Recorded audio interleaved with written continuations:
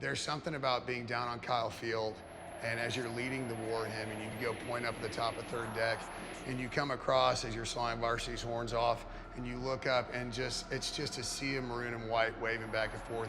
It's so special. These traditions, they don't fade as you get older. If anything else, they become more emboldened in your spirit, and they really even mean more to you than they did, you know, when you were a college kid.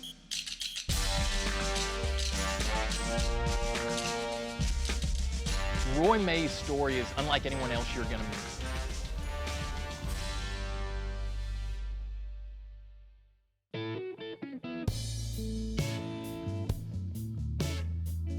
I was A&M from day one. The earliest pictures you will ever find of me are in maroon and white. Every time I step on campus, it is a wave of emotions. It depends on where I walk onto campus, what I'm doing. Sometimes the weather will change what my memories are. Just over the years, I constantly had a connection to the school, and it was something that I knew and loved and knew that I wanted to do. It was important enough to me to alter my Army career to come back here.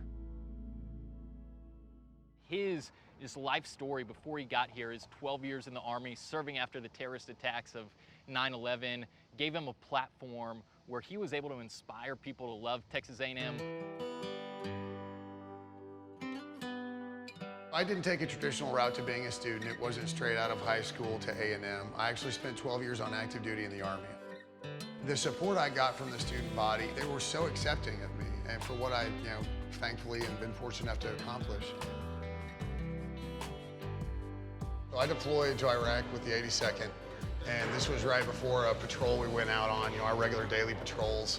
My father was class of '66. He commissioned into the Army and ended up serving in Vietnam. He spent 30 years in the Army between active and reserves. So I grew up with that influence, both Texas A&M and the military aspect of it. I kind of had a point in my career where if I had stayed in, if I'd re-enlisted to stay in longer, I was in for good. And I wanted to come back and get a degree. I had my daughter, she was growing up. I want her to go to school. I want to set the example. I transferred from active to reserves, and I came in as a brand new 31-year-old freshman in college. We don't have cheerleaders, we have yell leaders. And there's 5 individuals that are selected. It's voted on by the student body. And it's a tradition that dates all the way back to 1907. We're about 99% sure I'm the oldest yell leader ever. I was elected at 32 years old. And we're 100% sure that I was the only yell leader with a 7-year-old daughter when I got elected.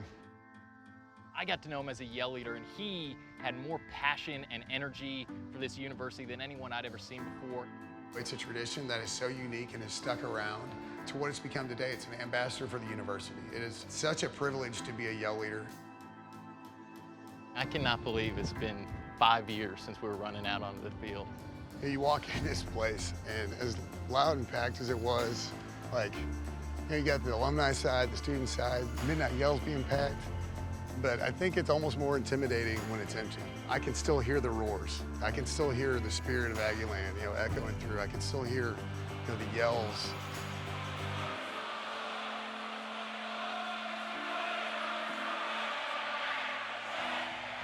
The ability to lead the spirit of Aggie land to one side of Kyle Field is unbelievable. 1, 2, 3.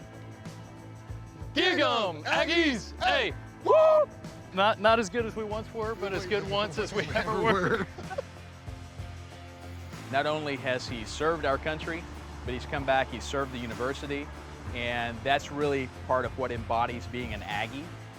We said, let's take that into everything that the A&M has represented into a business platform. And I said, I'm looking for someone who bleeds maroon, and I'm looking for someone who understands what the term Good Bull means, and put together a small team of board of directors and investors and said, Roy, we think you're the guy.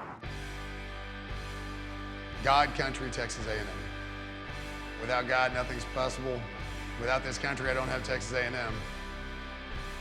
I love this university, and it is part of what makes my heart beat. I can't think of being anywhere else. My name is Roy May, and my Aggie maroon never fades.